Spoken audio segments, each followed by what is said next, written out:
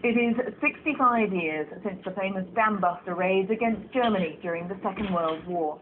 Only one of the pilots who took part is still alive, and to mark the anniversary of the mission, he's been alongside hundreds of people watching a special flypast at the reservoir in Derbyshire, where the pilots trained. Our correspondent Danny Savage is there. Danny.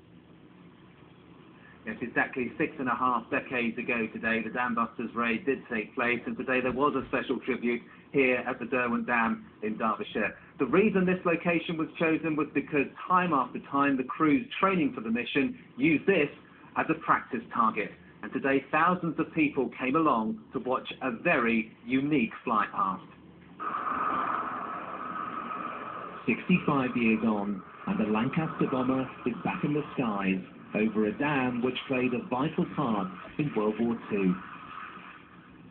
In 1943, a seemingly far-fetched mission to drop bouncing bombs to destroy German dams was dreamt up. Against all the odds, it was a success. It made the specially formed 617 Squadron the stuff of legend. Exactly 65 years ago today, the bombers which took part in the Dambusters raid took off from here at RAF Scampton in Lincolnshire. Beforehand, the crews were sitting around here on the grass, playing cards or kicking a football about. Then 133 of them took to the air. 53 of them died on the mission. Let's take a flight and let's have a look at your old training room. Of the 19 pilots who took part in the raid, only one survived.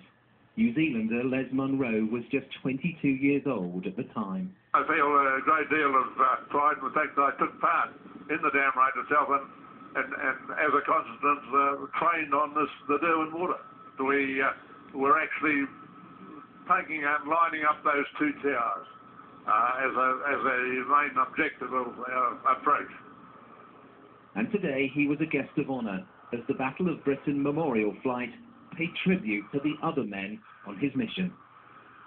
The whole episode was of course immortalised in the 1955 film The Dambusters, starring Richard Todd as the raid leader, Guy Gibson. Not only did they do the same as we've seen today in the flypast, but even lower and at night.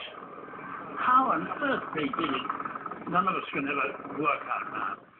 So a unique piece of history in front of an ever-dwindling number of people who were there.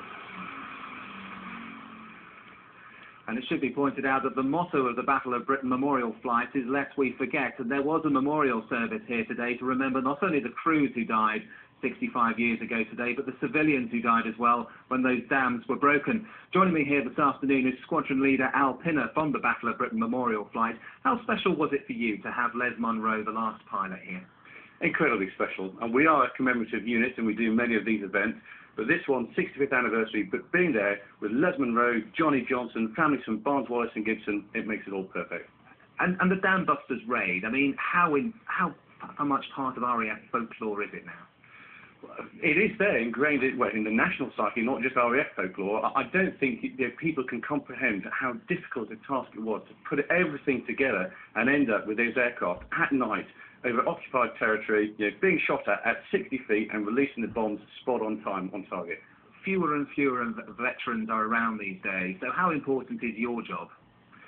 Well, we turn around and say that there's three main aims to it: the commemorative and ceremonial, the promotional, and probably the inspirational. And I think here today we've achieved all three. Squadron Leader Al Pinner, thank you very much for talking to us this afternoon. So a very special tribute here at the Derwent Reservoir today, and something that's very unique, which is why so many people came along to see it. Many thanks. Danny Savage there.